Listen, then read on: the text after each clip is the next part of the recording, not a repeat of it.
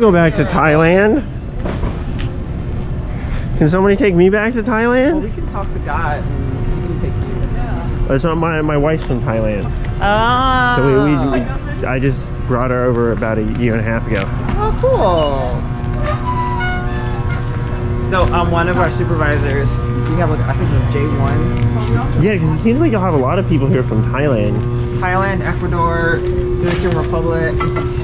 How do y'all get all the people from Thailand? I have no idea.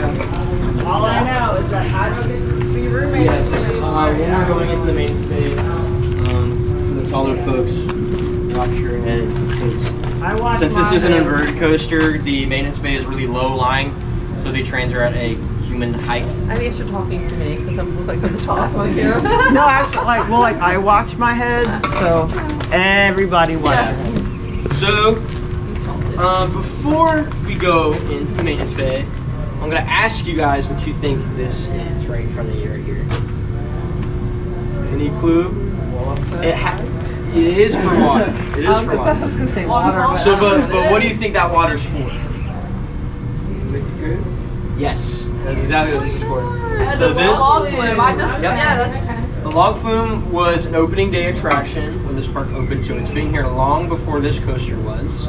This is the well for the water for the scoot. It is 510 feet deep, depending on who you ask. Here it says 500, but we know it to be 510 feet deep. And it kind of extends downward in that direction.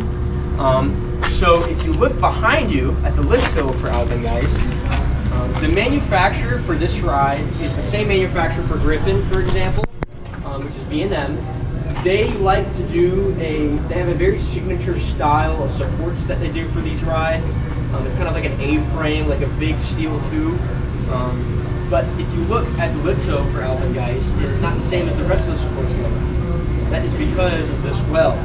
So the A-frames require a very, very deep piling to go into the ground, which would have messed with the swell and the aquifer beneath it.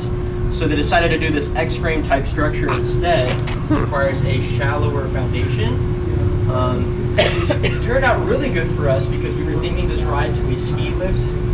So you're going on a ski trip in the Alps, in the Alpengeist, which is like the Yeti, but in Germany. He's like chasing you down the Alps, and you're trying to get back to the ski lodge, which is what this is. So that's supposed to look like a ski lift, which looks really good because that's kind of what a ski lift looks like in real life, kind of. That's what those are for, and that's what this is for. When they turn on the log flume, sometimes this thing like squirts water everywhere. And I think it's pretty interesting that instead of recycling the water, we just let it flow back into the earth and then grab it back again at the beginning of the next day. Is it open? Hmm? The log flume? It should open today. Okay. It should open around like noonish. Yeah, They've they've been doing noon recently. Out here, this big empty area is the area for the transfer track. So whenever they're taking trains out of the maintenance shed, which is right behind you, they roll them out onto this piece of track here that can move back and forth. That's how they get them back onto the track at the beginning of the day. So when maintenance gets here at 3 to 4 a.m., it starts checking everything. When they're okay to put trains on the track, they move this piece of track over, open up the gates to the maintenance shed, roll the train out, move the track over, and then cycle the train. They do that for 2 trains. This ride can run 3, but we only do 2 because we like to keep 1 deconstructed for maintenance purposes. We take about a year to deconstruct 1, put it back together. We strip everything down like the very last bolt check, the very smallest details, put it back together. Once that train's done, we grab another one and do that again. It doesn't take a year to do that, but we like to kind of stretch it out over the course of a year. It's easier to manage that way, and we're not rushing, and our maintenance people like not having to be on a time crunch, which is really good because if I had to get here at 3 to 4 a.m. in the morning and I had someone like breathing down my neck about like, you're digging this donuts, I'm like, no. We are going to go into the maintenance bay now.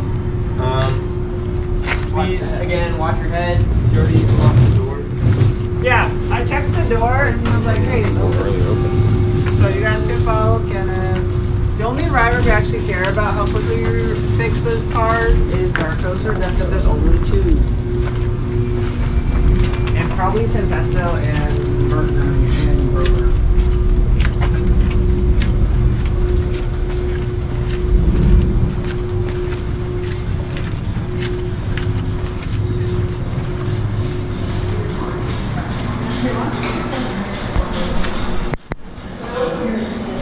Again, you guys take pictures of anything in here except for that. If you want to look at it, you can. This is just the preemptive movements of this ride.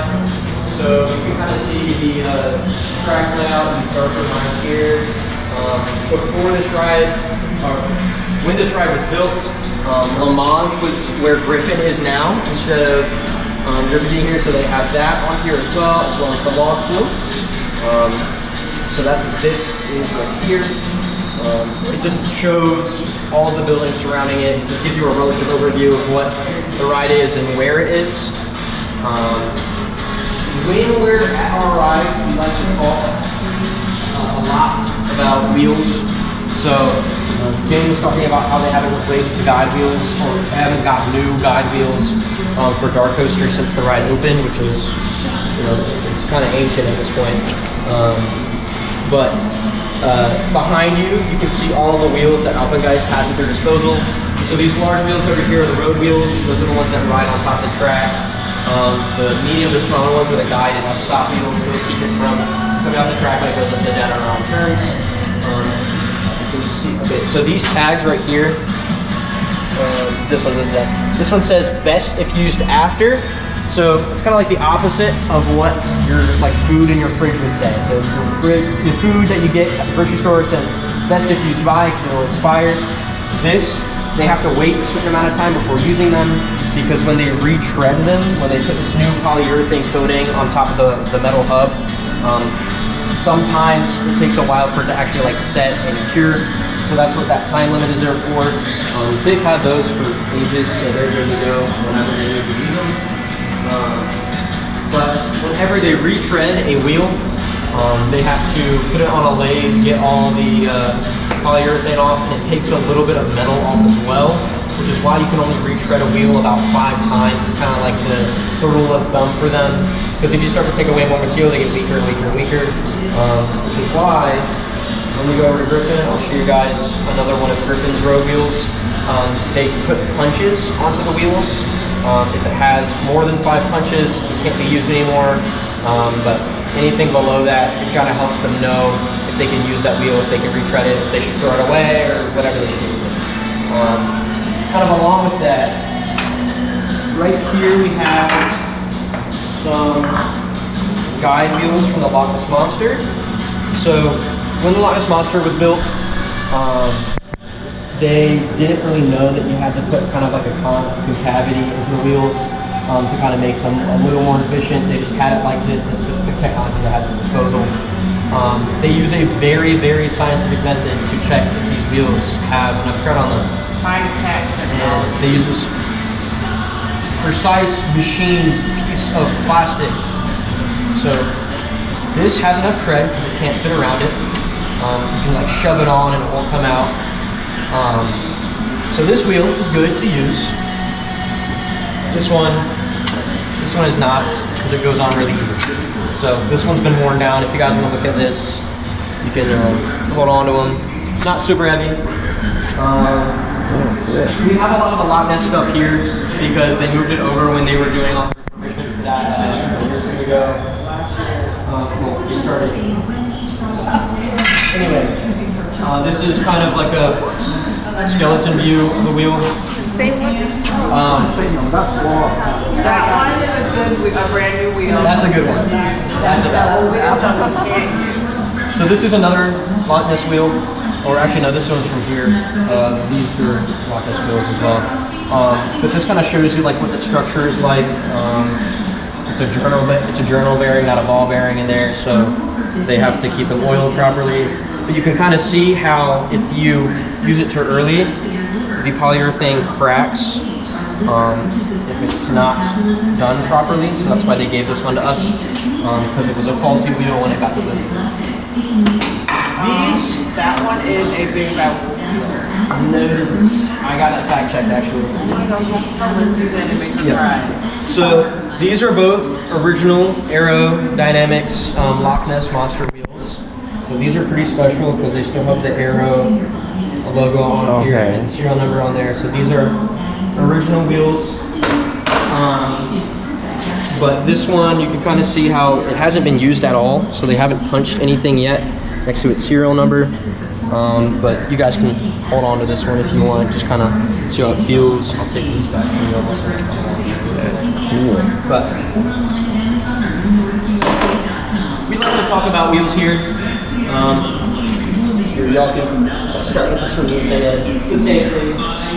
That one's just been used and this one hasn't. Yeah. You can see some of the paint on the wheel as well from this monster, a little bit of yellow. Another thing from the longest monster we have here, these things, I wish we could move them back over, but they're also like hundreds of pounds, so we can't do that without equipment. We have a original chain from the ride, as well as an anti-rollback device. So whenever you guys hear the train roll onto the lift hill, it starts clacking really loud and then gets quiet again. That really loud clacking that you hear first is this rolling onto the chain. So this is attached to the bottom of the train, rolls onto the chain, catches the chain, and then the chain pulls it up the hill. This is the chain dog. Naming convention is from like hundreds of years ago, but we like to say it's a chain dog because it kind of looks like a dog. That one kind of looks a little bit more likely, but Someone said cow. what happens is rolls onto the chain like this, and then catches once it reaches the same speed as the chain, and then as the chain rolls forward, it pulls that with it. So that's how that works. That's that really loud noise that you hear on the ride. The one that continues clicking when you go up the lift hill is this one though. This is the anti-rollback dog. So when a ride has to get emergency stopped on the lift hill, or if the chain breaks, or if there's any sort of emergency that happens on the lift hill, they want to make sure there is no weight resting on the chain, because that chain is actually extremely flimsy and breakable compared to normal steel. So they have these, which are anti-rollback devices. So what happens is, as the train goes up the lift hill, it just clacks along that piece of track, and if the chain breaks, or if they have to stop the ride, it falls back into position and locks here. This piece of plastic is here just to make sure, just to keep wear down. Metal on metal contact typically is not that good, so they just have these easily replaceable plastic pieces here. They added those to Alpengeist when they repainted it, and it made it a lot quieter. So I'm glad they did that, because you were standing underneath the original lift hill for Alpengeist, you would not be able to talk to the person right next to you because of how loud it was. When did they change that? That was a few years ago, so when they repainted the ride, so this color that you're seeing right now, this like dark green, or kind of weird green, yeah, tealish color, this is the original color for Alpengeist. So the track for Alpengeist is white, but the sequence used to be this color. They repainted it to like a lighter, like sky kind of blue recently, to kind of make it look more icy, that kind of feeling, which is why the... Yes, we can talk about that too. We have a kind of a retirement home, like golf club resort place right next door called Kingsmill. It's pretty much just a really nice resort place or whatever. Originally, it was built by the Busch company to kind of house like employees if they wanted to live right next to the brewery, right next to the park, if they worked here or whatever. It was originally built by the Busch company. Now, Busch does not own anything really in this area except for the brewery, so it's owned by a different company now. So you know what kind of happens with that? That's people complaining that they live next to an amusement park, even though they knew that they moved there. So they don't like the roller coasters in the Skyline because roads are Skyline or something like that. They also don't like to be able to hear the screaming. They cannot hear the screaming. They're lying about that. And they don't like the fireworks or whatever, so, because they want to be alone and quiet. Which I kind of understand, but you also chose to live here. It's like the same people moving next to racetracks and complaining when they have a race. So Yeah, well, when you kind of look at all of our rides that are facing for neighborhood, it's that direction for reference. All of our large, tall rides that have drops face downward to the ground. That's kind of to make sure that when everyone's screaming, they're screaming at the ground and not over at the neighborhood. Another reason why all of our really tall coasters that Kingsmill can see are blue and white is because they kind of blend in with the sky. And that's just to please them, except you can see them from literally across the James River, so it does not matter what color they are, you are going to see them regardless. They just like to think they need to us. So does that plastic make a lot quieter? Kinda. Because it was like really obnoxious before. It was really loud. I think it was like as obnoxious as Monster. Yeah. Loch Ness is really loud. Yeah. That was, it's just old and clanky, that's just how the ride is. It's kind of charming in a way. Let's get to the Alpengeist specific stuff now. So, we, along with talking about wheels, we talk about brakes too. So, if a ride, like this one, goes about 60 mile an hour, a little bit faster, it needs to stop when it gets back to the station. So, it has friction brakes. If you guys come in here to this train, I'll kind of show you. So this is that one deconstructed train that I was telling you guys about. They're taking apart the wheel carriages right now, so they've only got the road wheels on them. They've got the guide wheels and upstop wheels off. That doesn't really matter though, because the train actually rests on these pieces of metal right here, which is what these little wheels are for. If you've ever seen those and like wondered what they're for, that's what they are. They're just for maintenance purposes. But those friction brakes, since this is an inverted coaster, they're up the top. These metal pads right here, whenever they're activated, they use air pressure. So they're also referred to as pneumatic brakes as well. Whenever the air pressure gets to them, the shoes close, slows down the train. That works a lot for like trim brake purposes. So like if you're in the middle of the ride and you just slow it down a little bit, you can activate those brakes a few times, slow the train down. In the mid-course brake run for this ride, there's trim brakes and magnetic brakes. So they use them at the same time to kind of slow the train down at the same time, get it. Magnetic brakes are very efficient at what they do, which I can show you over here because we have a magnetic brake fin from Loch Tower.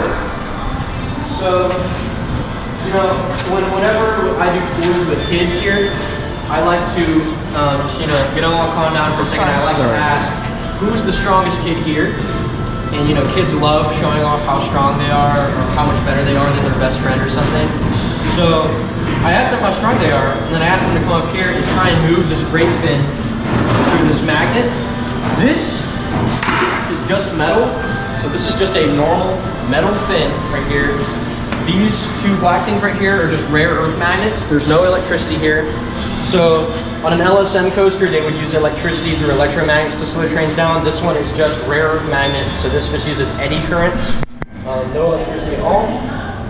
But regardless of how hard I pull on this, it will always go the same speed. So if you guys want to come up here and try that, you can. If you kind of couldn't see how much I was struggling, you could kind of watch it fall really slowly. So that will always return about 2/3 of the force that you put into it, regardless of how hard you pull on it. So I like to get a really big guy and then a really small person do it at the same time, and it will always be pulled at the same speed. It does not matter how strong you are. That's pretty cool. Your face turned really red. Yeah. So I was pulling as hard as I could. Yeah, I laughed. Yes, sir. One thing that's really funny is we have to tell kids whenever they come in here not to put their phone in their watch there, because magnets and electronics kind of don't like that, and we have to tell them that because one kid actually did that. It's kind of How fun. often do these maintenance workers come in? Like, is it like in the morning? Or Every single day in the morning, they come in, they stay here until about an hour after their ride opens, just to make sure nothing goes wrong in that first hour. After that, they're going to leave. Those are their ride-specific maintenance teams. We have one or two just general maintenance teams, so if a ride breaks down anywhere in the park, they can go respond to it. The ride-specific team doesn't need to be here for that. If it's like a really bad issue, then they'll just close the ride and wait until the next morning or the next day to fix it. That way that the ride specific team is here, they know what to do, they know all the specifications and everything. This is a mock seat or a skeleton seat for this ride. Griffin's is kind of similar because it uses the same kind of architecture. B&M likes to reuse a lot of their stuff for all their rides. You can kind of see that it's just a metal bar with foam around it. And then this uses a 3-click system. So this ride was open before there were computer systems to check restraints and stuff. It was just ride operators and if this felt right. So this uses 3 clicks. So that's one and 2 clicks, and then the third. When that third click happens, that is the least this harness can be locked in. So as soon as that third click happens, this harness is locked in and cannot come out unless power or air is supplied to it. In this case, it's air. So whenever you go back in the station, you hear a loud hissing noise, and then all the restraints will pop. But again, I'll show you guys again. It's 1, 2, and 3. That third click is when it's ready to go. And the whole way that those ride operators knew that it had its third click is because of this belt right here. If you see this on any one of our rides in the park, this is not to keep you safe. This is just for the ride operators to know if your harness is locked in, because this will only click into this if this has its 3 clicks. So on Tempesto, for example, those comfort collars, they would call them comfort collars, those are not for this. Those are because people got too afraid of being hung upside down for too long without someone being over their shoulders. So those are literally called comfort collars. They call these comfort collars too, but they're mostly because they want the ride operators to know that these are locked in without them having to like actually actively check the restraint system. Obviously, they can kick down more. You'll hear people playing with their seatbelts in the brake run after the ride ends. These don't need to be on for the ride to run. Now, that is not me telling you to take them off while the ride's running, because this will swing around and hit your legs. After the ride ends, you'll hear people playing with them, and just open them and close them or whatever, because they're not needed for the ride to run. That's just a thing for the station to use to make the ride is running.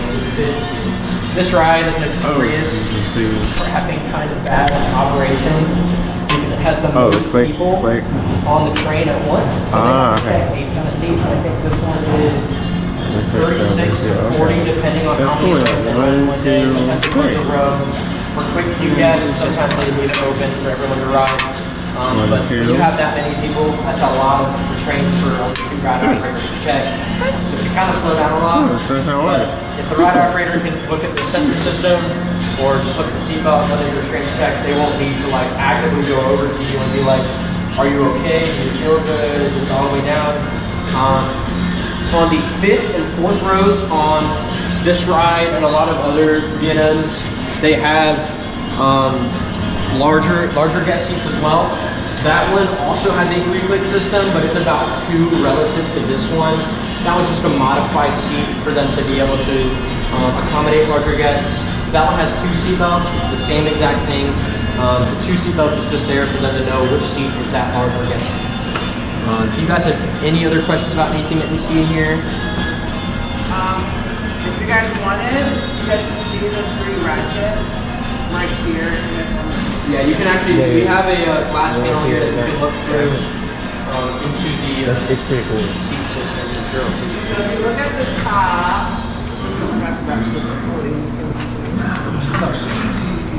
you'll see the red one go first, and then the yellow, and then at the bottom you see the green, and then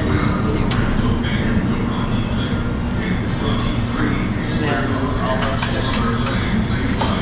Last year I was on Apollo and the guy, and one of my guys had questions about it, and the mechanic was really nice, so he like built one in front of us. Also, another problem with the wheels is that like Rico want me to tell you all your loose articles. Last year, someone at Apollo, they had a T-shirt. I'm hoping they were wearing it. I'm hoping that they had another T-shirt on because it got stuck in a wheel. Oh, so the wheel was like completely flat on one side. Wow. They got stuck and then they spent like 3 hours fixing it. The whole reason we talk about Apollo's Chariot and Alpengeist so much together is because they were built 2 years apart from one another by the same manufacturer. And it's almost the exact same like ride system, just upside down. I like to speculate that you could just get an Apollo's Chariot train and just put it onto this track upside down and it would still work fine, as long as it's heavy enough. Just because of how similar their wheel carriages are and how similar the restraint systems are, it's just all upside down. Zero. Zero. Oh yes, we'll talk about that too. So if you come to the front of the train,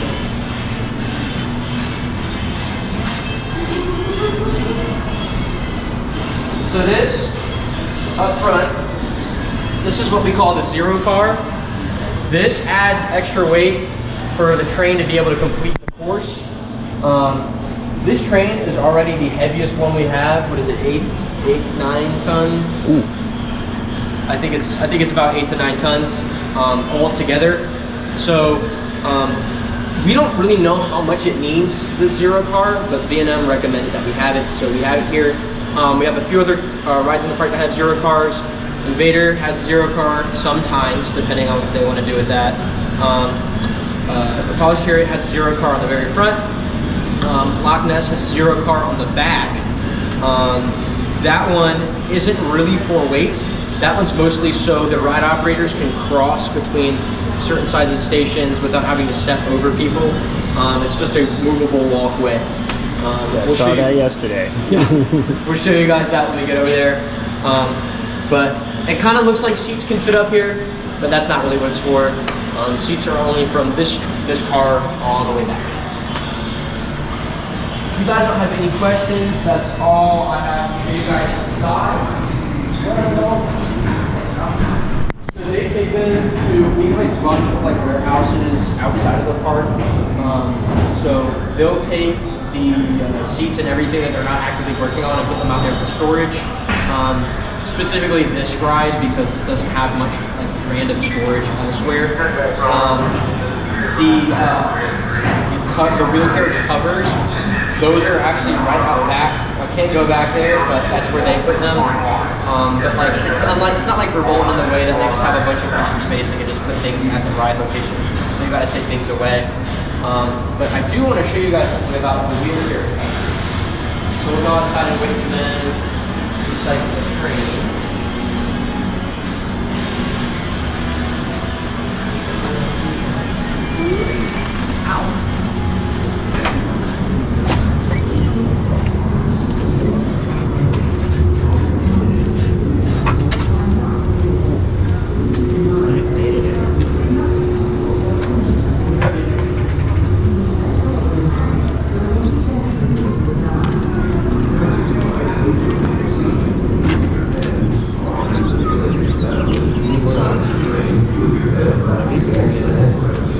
Yep.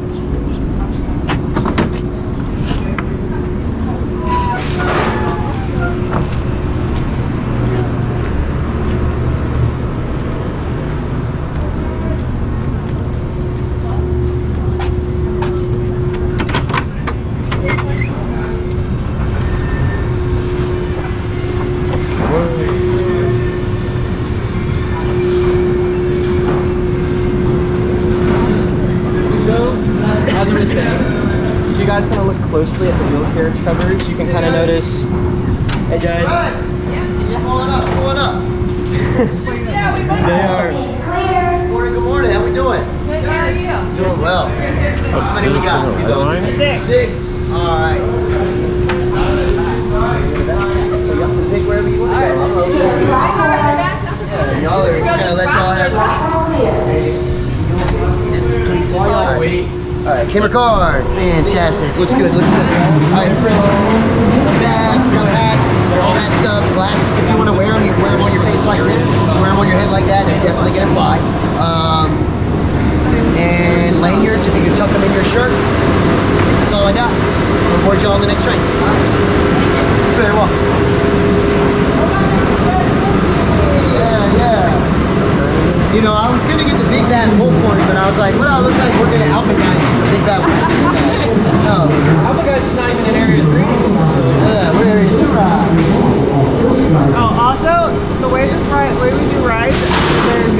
sometimes are more people. All right, ladies and gentlemen, come on Like in. your Where you chair, like? don't move for the second ride. Like earlier, don't move. Bins for your bags.